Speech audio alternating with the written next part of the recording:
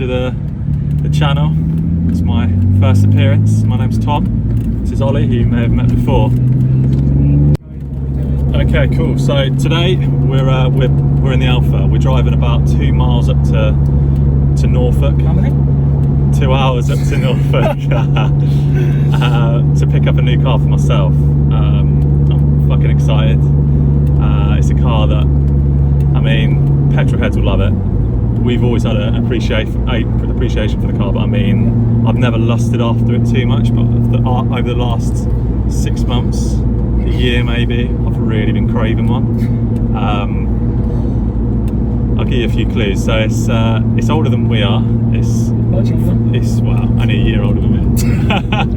It's from 1989, and at the time it was considered the pinnacle of its sector, I guess. And it was universally praised, still is, and it was one of the first of its type. So this was one of the originals, and there's been a lot of cars of the same kind of style that have followed suit, which I've kind of owned the more modern versions of. You could say this car wouldn't be here if it wasn't for the car we're about to pick up. But yeah, so long story short, I've been out of car ownership for a couple of years now, and we live in London. We don't need a car for commuting and business reasons. We just like cars for what they are, for being driven, for the enjoyment more than anything. So this car isn't practical really. It's probably going to break down quite a lot.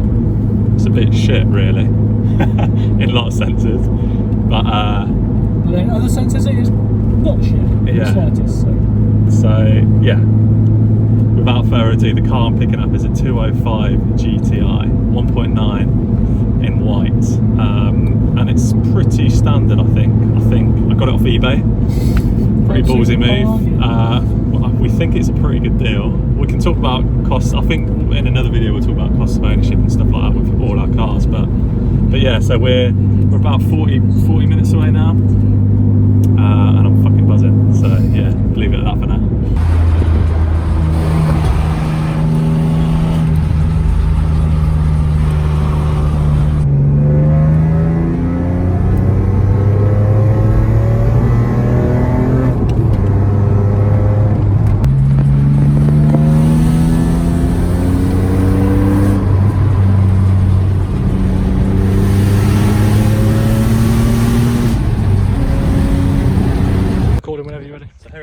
Just picked it up. I'm literally buzzing, so I can't really speak very well at the minute, but driven about 10 miles in it so far, and all I can say is that it's like a little go-kart. I mean, I've come from a modern car, so it's just chalk and cheese. It's no power steering, no turbo, but the front response is instant. I think it's going to be a ball. I'm going to get some sticky rubber on it, and then I'm going to fucking get down to B roads and destroy you and your Alfa. So, kind of quality-wise, the car it's in pretty good nick. Like, we were very surprised when we picked it up. We thought I did get steered on it. I got a very good deal. It might be because of the situation that's going on at the minute, but I definitely underpaid for this car. It looks spotless. It's just literally had an MOT, and it's clean as fuck. Inside, it's. Hang on. The only real issue which I'm going to deal with is the seats are knackered, but I mean, as far as engine wise, suspension, wheels, tyres, brakes, it's all good. It's all good to go. Not really any rot anywhere. I mean, it's a 30-year-old car, so you would expect it to have rot. It does have a few little dings, but nothing major. But yeah, overall, happy boy. I just want to drive. So you'll see a lot more of this on the channel. I hope you guys like it. Yeah, cheers guys.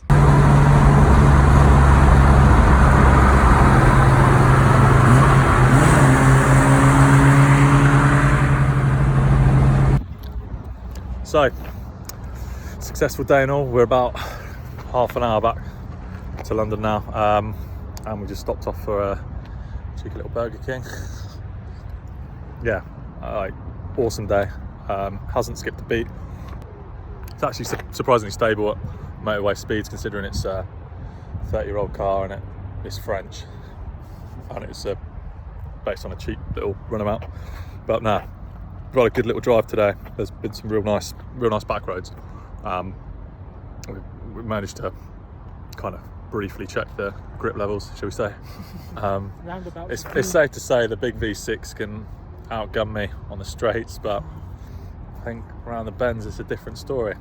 I'm hoping to get some new, like I said, rubber on it, so I think it's just got some pretty shitty tyres on it at the minute. So yeah, all in all, great day. Over and out from us too.